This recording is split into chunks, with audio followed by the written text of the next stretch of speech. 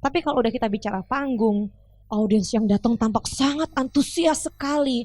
Narasumber paparannya udah bagus. Aku biasanya malah nggak tanya apa-apa.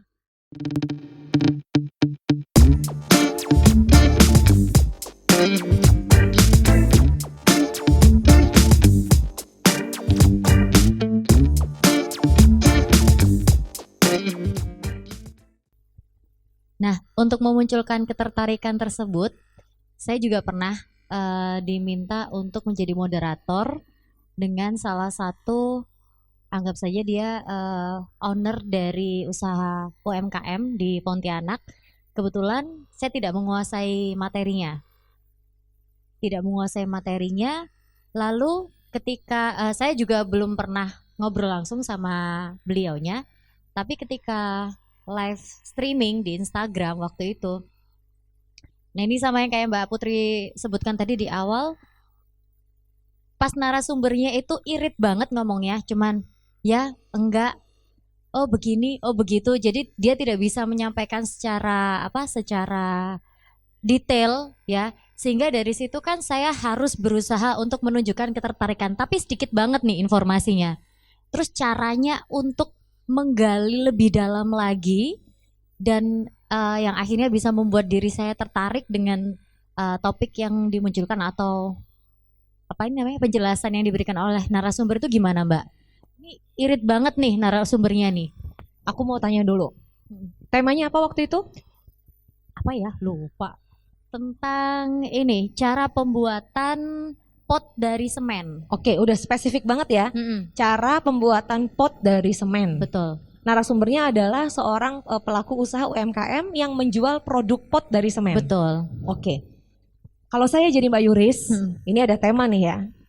Talk show cara pembuatan pot dari semen.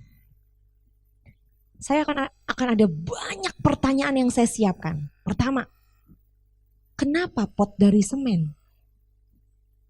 Bukannya maaf, berat, nggak efektif kan? Beda sama plastik yang diangkat kemana-mana gitu kan. Gampang gitu mindahinnya. Ini kenapa dari semen? Itu dulu, pengetahuan tentang produk. Kenapa bikin pot dari semen?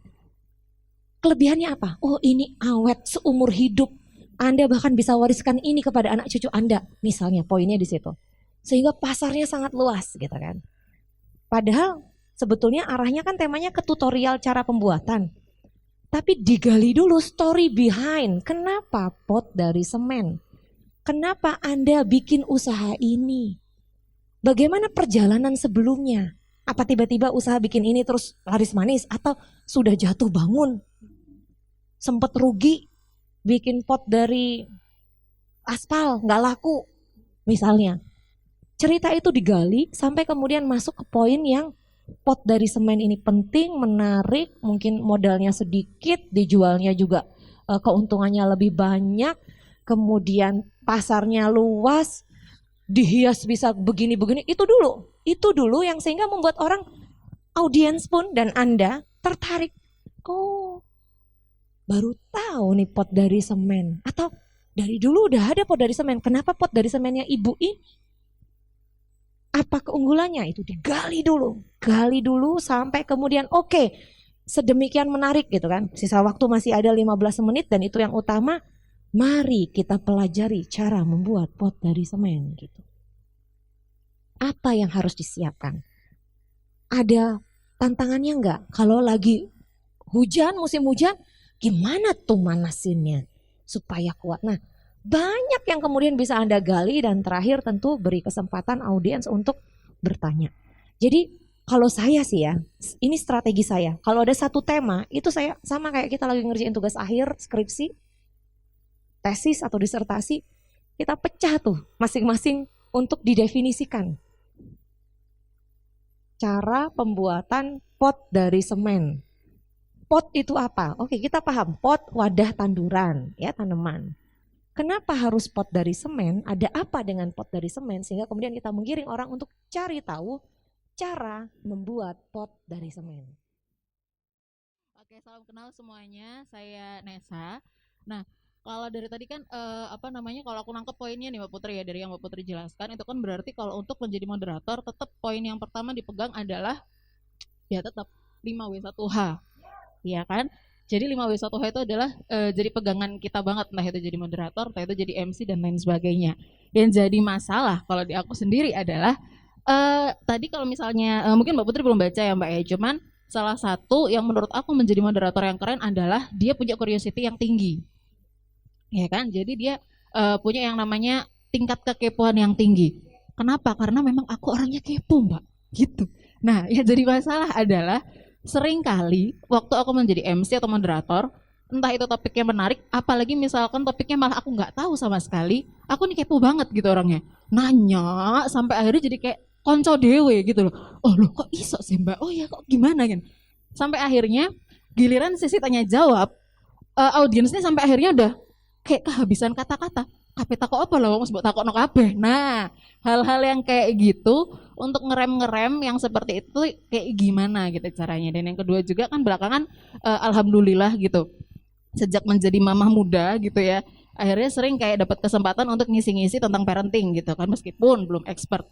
Nah, itu pun sama. Jadi kayak penjelasan-penjelasan yang aku kasih gitu ya, Mbak. Bener di PPT sok-sokan, poin-poin gitu ya kan untuk menimbulkan penasaran. Tapi begitu jelasin, ya sama gitu. Karena aku kayak kepengen orang nih paham gitu, detail gitu.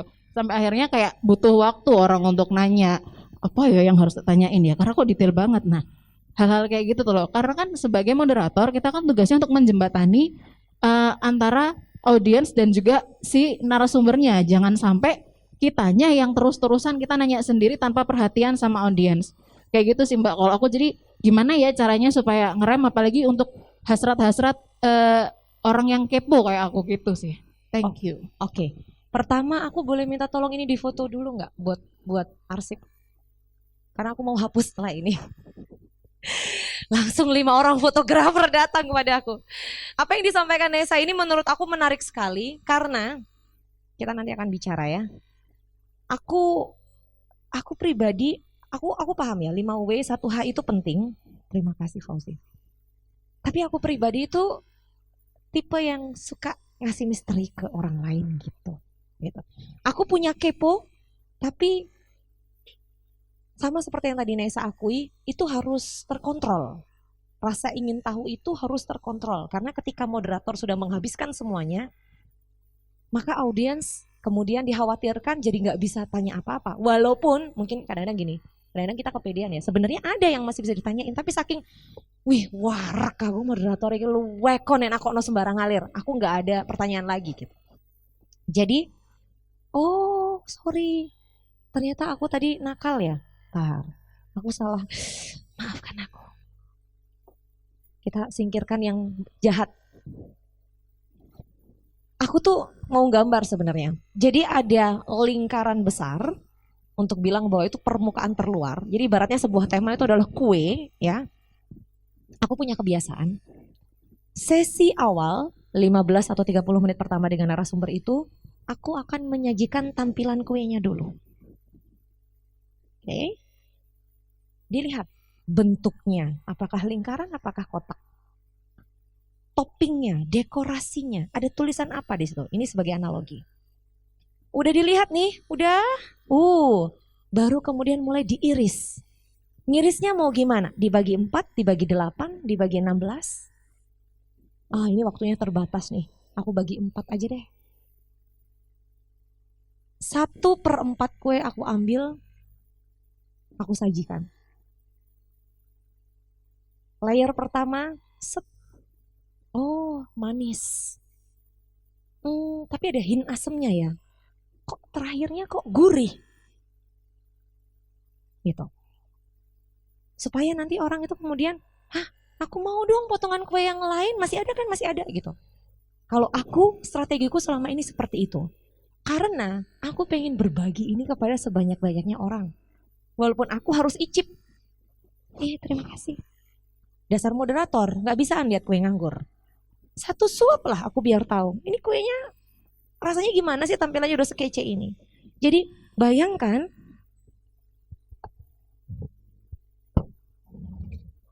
Mas Agung, apakah sudah siap? Pas. Oke.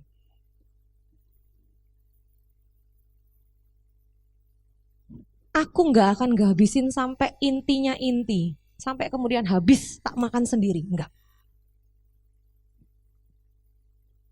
Aku biasanya main, kalau durasinya panjang, aku biasanya main sebagian kecil kue.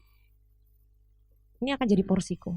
Setelah aku definisikan kuenya kayak gimana, bentuknya seperti apa, ukurannya berapa, bisa buat berapa banyak orang gitu. Kenapa harus dengan strategi ini? Karena moderator itu berbeda dengan kalau kita talk show televisi ya, di mana kadang ada permintaan, Mbak nggak usah buka tanya jawab, waktunya nggak cukup. Ini narasumbernya expert, sekalian aja dihabisin. Oke, well, dari awal udah aku disuruh ngabisin kue, nggak ada sesi interaktif.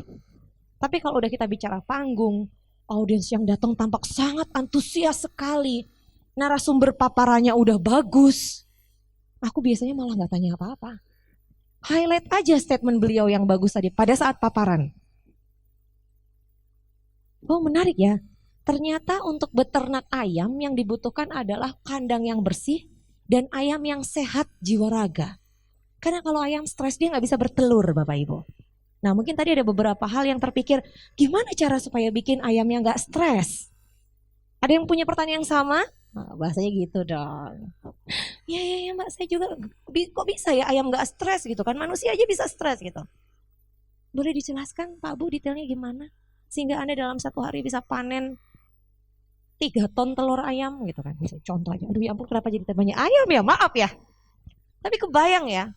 Itu sebagai transisi sampai kemudian oke, saya nggak akan mendominasi sesi diskusi ini karena saya tahu Bapak dan Ibu sengaja datang ke sini hari ini untuk bisa dengar langsung jawaban dari beliau, pertanyaan yang ada di benak Anda, kegelisahan Anda, kegalauan Anda. Silahkan pertanyaan pertama gitu. Udah ngalir aja. Narasumber bilang apa, oh udah match nih sama pertanyaan. Karena kadang ada narasumber lagi nggak fokus, jawabannya ternyata belum match sama penanya dan penanya kayak belum puas gitu. Nah kita harus melihat ekspresinya. Kalau waktu tersedia. Kok kayaknya ada yang ganjal sih Pak Bu? Ada yang mau diperdalam lagi, dipertajam lagi, ditanyakan lagi silahkan. Sorry tadi aku ngasih beberapa pilihan kata itu adalah untuk opsi ya. Bukan semua disampaikan ya. Jadi kalau ada yang mau dipertajam gitu, ada yang mau ditanyakan lagi, apa yang didiskusikan lagi itu caraku memainkan supaya nggak boring lihat moderator. Pilihan katanya harus kaya. Baik ada pertanyaan lagi. Baik ada pertanyaan lagi, baik ada pertanyaan lagi. Paling audiensnya tanya, Mbak Iki sih mau bahasa Indonesia nggak sih? Kan ono pilihan kata liane, kan dia moderator, kudu ini kan profesional gitu. Jangan sampai Anda dirasani seperti itu oleh audiens yang tidak dibayar untuk jadi moderator hari itu, tapi nyacat Anda, ya. Itu sepele banget loh. Cius. Jadi itu tadi. Kalau saya memang boleh dapat porsi, saya akan mainkan porsi saya. Kalau saya nggak dapat sama sekali, well it's okay. Saya akan jadi fasilitator antara narasumber dengan audiens. Karena bisa jadi, ini rahasia saya ya, saya mau bisikin. Untuk tema-tema yang saya nol putul nggak nguasai, sekeras apapun saya berusaha berjuang, iki opo saja nih, dan pancet nggak roh, disitulah audiens akan aku jadikan senjata utama. Karena lucunya ketika narasumber lagi paparan, aku nggak paham, plus, duwaki duukur. Begitu ada audiens tanya, oh arahnya ke sini ternyata. Iya lanjut ketek. Iya. Aku jadi lebih bersemangat. Sering kan kita, mohon maaf ya, narasumber se-expert, sejago, seahli apapun, belum tentu bisa menyampaikan dengan baik pesannya. Untuk kita yang orang awam gak paham dunia tertentu, misalnya bahas urusan goib deh, kita gak pernah masuk dunia goib gitu kan. Kalau yang datang audiensnya adalah teman-teman indigo yang punya kemampuan supranatural juga, kita jadi oh gini gitu ya, oh gini, oh gitu gitu. Karena kita nggak pernah masuk ke alam itu. Ini analoginya aku bikin ekstrim ya, karena memang aku nggak bisa melihat dengan mata ketiga, mataku cuma 2. Bener-bener nggak ngerti. Tapi aku sering terbantu, jujur ini, justru pada saat sesi Q&A. Karena orang yang datang mereka sudah terikat pada ketertarikan tema yang sama. Sementara kita datang karena dibayar untuk memandu acara. Beda konteks. Udah belajar kayak gitu. Trik lain, kalau memang aku nggak ngerti sama sekali dan aku nggak yakin ini nanti audiensnya kok kayaknya mukanya lempeng-lempeng, datang duduk nggak saling kenal ya kan. Aku biasanya mepet panitia atau klien.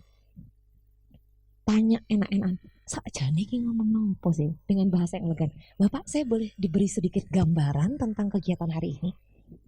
Oh kayak terhormat gitu ya tanya ya. Padahal aku gak ero Pak, tulung ngono Pak, terang nonang aku gitu. Jadi minta gambaran. Oh itu kita tuh gini Mbak. Jadi kita objektifnya begini dan acara hal ini tuh nanti terakhirnya kita memang launching produk.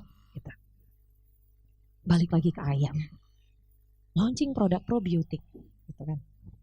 Ini yang kemudian goalnya ke sana. Berarti yang diunggulkan adalah kenapa probiotik ini penting untuk dikonsumsi oleh ayam. Membangun narasinya adalah manusia butuh probiotik. Manusia merasa sehat saluran pencernaannya dengan adanya masukan probiotik di dalam tubuh gitu.